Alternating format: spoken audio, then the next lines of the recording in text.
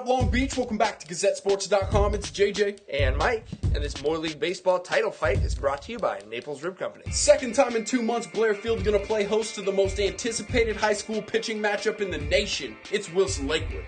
Actually, a lot of standings up for grabs here as Lakewood trying to stay in that first place tie with Poly, while Wilson is looking to enter themselves into the conversation. But you're right, JJ, this one's about the pitchers. Shane Watson got the best of them in the first matchup between these two, a 1-0 win.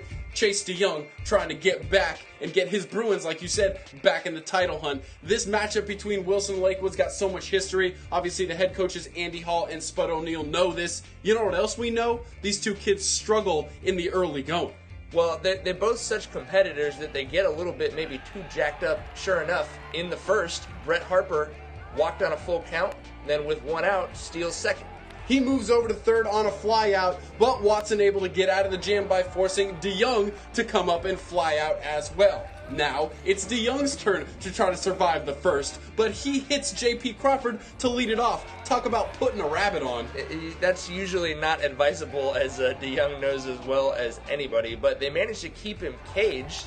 Kyle Clary strikes out. And then after a pop out, a comebacker back up the box right to DeYoung. So out of the first inning, but not out of the woods yet, as it were. In the second inning, Kayeka leads off with a base on balls, then a fly out before Yekel's single, so we've got 2 on. However, a pop-up before Colvin's hit by pitch loads the bases.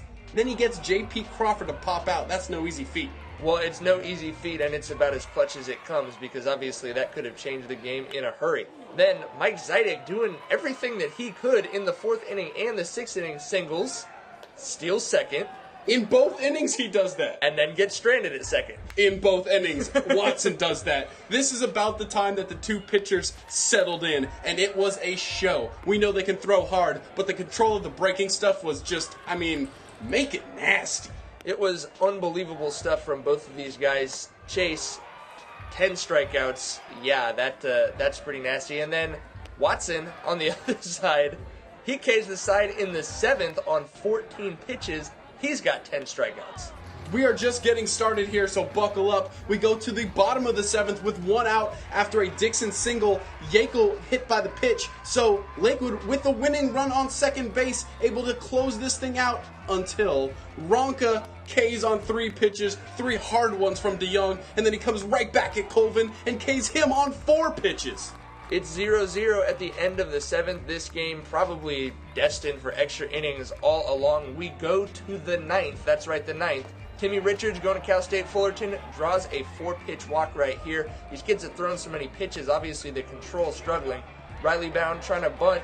Looks like they might have had the throw right there to first, JJ. We got to see that again because I'm not sure what happened. Well, Reeser turns around because he's got Richards caught dead to rights. Not seeing Richards getting back under the tag, that is a huge deal because on the next pitch, Brown gonna poke that to right field. These close games, the little things matter so much. Well, and a little thing who would like to become a big thing, the juniors, 5'0", 150 nothing, Jake Reinhardt, trying to bunt. A wild pitch is going to put 2 runners in scoring position, and the unheralded junior, JJ, on a 2-2 count, sits on this fastball and comes up with a hit that Wilson fans will be talking about for a long, long time. Wow, talk about coming in a huge spot as a pinch hitter. You can see how big this celebration is, how big that hit is, how big this game is to those Wilson Bruins. Then after a pass ball, the little guy's going to get pulled for a pinch runner, and after he picked the team up, DeYoung gonna pick him up.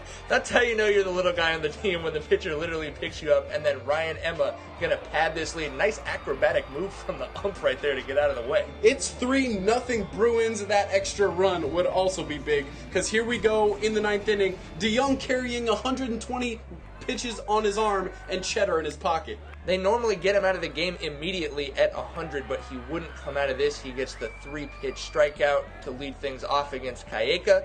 3 more strikes to Dixon. The 3rd one is going to get away.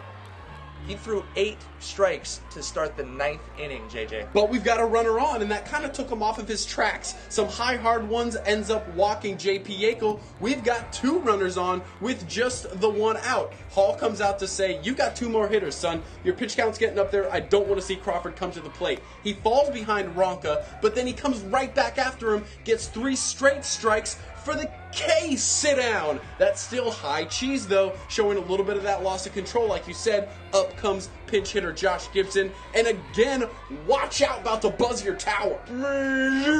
Yikes. That is a tough one. He would be okay, but that is going to end DeYoung's night.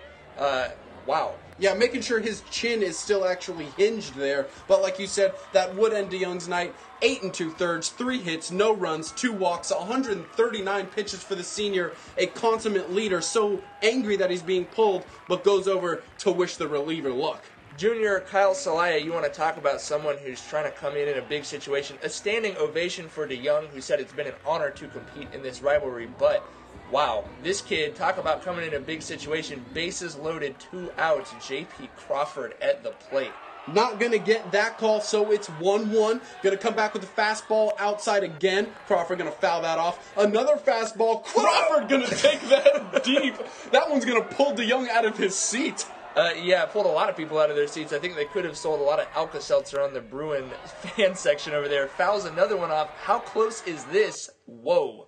Pretty close, JJ. Yeah, that could have made things real interesting. However, on the very next pitch, another fastball away, and Vaughn going to be there to make the play. Ladies and gentlemen, that is an epic.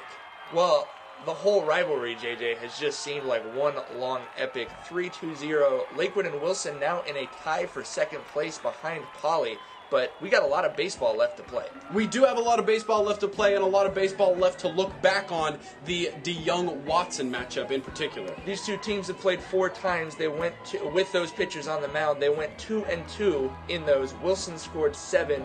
Lakewood scored 6. That's just real recognizing real, like we said last time. Both of those guys signing with USC. Both of those guys are probably going to get drafted pretty high on June 4th, the MLB Pick'ems.